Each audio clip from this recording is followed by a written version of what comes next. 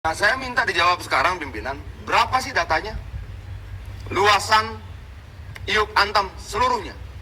Dari seluruh sumber daya mineral yang ada, sekian banyak jenisnya. Berapa yang punya cadangan dan kandungan, dan berapa yang sudah produksi, dan sisanya berapa yang tidak diproduksi, dan kenapa? Saya minta dijawab sekarang pimpinan. Apa nggak sebaiknya kita ini dulu, nanti Nggak. satu-satu gitu maksudnya? Bukan pimpinan, ini penting. Oke, Saya dipersilakan. kenapa nggak pernah diceritakan kok? Ya. Saya nanya sama teman-teman Komisi 7 di sini. Ada nggak yang tahu jumlah Iup berapa banyak yang dimiliki Antam? Timah, PTBA, luasnya berapa? Yang punya kandungan potensial berapa? Yang sudah diproduksi berapa? Yang belum diproduksi berapa? Kenapa tidak diproduksi? Kita nggak tahu itu pimpinan.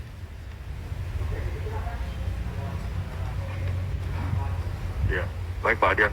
Jadi secara angka kami nggak bisa menghadirkan sekarang. Kenapa? Kamu di Rut kan? Datanya nggak kita siapkan. Kenapa? Di Rut nggak punya ingatan tentang itu? Ya, makanya secara garis besar bisa saya gambarkan. Operasi Antam khusus nikel ada mulai dari Pulau Gap di Provinsi Papua Barat. Saat ini beroperasi cukup baik, produksinya 3 juta ton per tahun. Total cadangan yang mungkin sekitar 200 juta ton. Ya. Kemudian ada lagi di Maluku Utara. Jadi blok tambang nikel Antam itu gampang Pak. Di timur ada di Pulau Gap, ada di Maluku Utara, Halmahera Timur.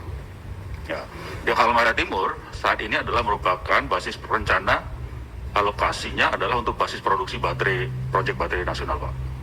Nah, gini loh, baterai itu nanti. Saya mau tahu jumlah luas tambang yang kalian miliki berapa, yang punya cadangan berapa, yang sudah diproduksi berapa, yang belum diproduksi berapa, dan kenapa tidak diproduksi saat negara sedang butuh uang. Ya, jadi lokasi tambang nikel kita ada di Gap Nikel, ada di Maluku Utara, ada lagi satu lagi yang tadi saya sampaikan di Provinsi Sulawesi Tenggara. Dan kemudian di Sulawesi Tenggara terdapat di 2 kabupaten, Pak, di Kabupaten Konawe Utara dan Kolaka. Semuanya berproduksi kecuali yang di Konawe Utara yang memang mengalami persoalan hukum tumpang tindih, Pak. Semuanya berproduksi, Pak. Dijual kemana? Ornya. Jadi sebagian besar saat ini digunakan terbagi 2 Pak ya. Jadi ada yang kita gunakan sendiri di Pomala ya, yang berasal dari wilayah Pomala dan juga dari Maluku Utara.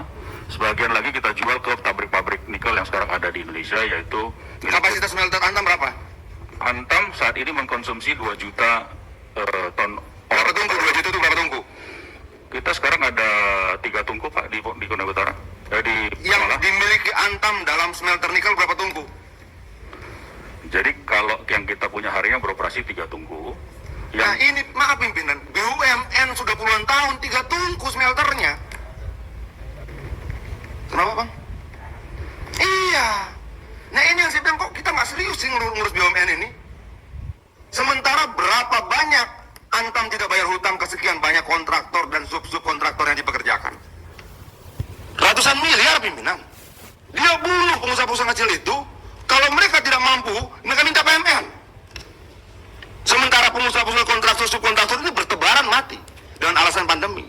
Sekian puluh tahun Antam berdiri, tunggunya cuma 3. Terus kita mendengar paparan apa tadi?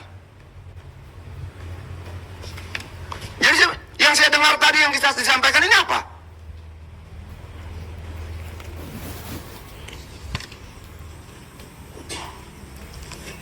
Saya tahu betul tentang Pongkor, Pak Dirut.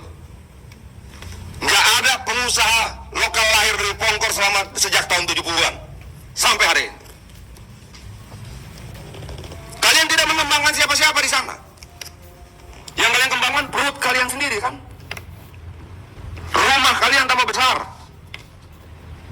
Tapi rakyat di sana, ada tidak pengusaha lokal yang sekarang berasal dari Pongkor yang kemudian masuk dalam pertarungan perebutan proyek-proyek nasional? Nggak ada. Ini loh yang saya bilang jadi alat ukur kita pimpinan. Bukan angka-angka ini. Kalau angka-angka ini, kita panggil auditor saja. Panggil BPK periksa, bener nggak? Yang saya butuhkan itu konkretnya mana? Kalian buat agrowisata di Antam sana, di Pongkor. Mana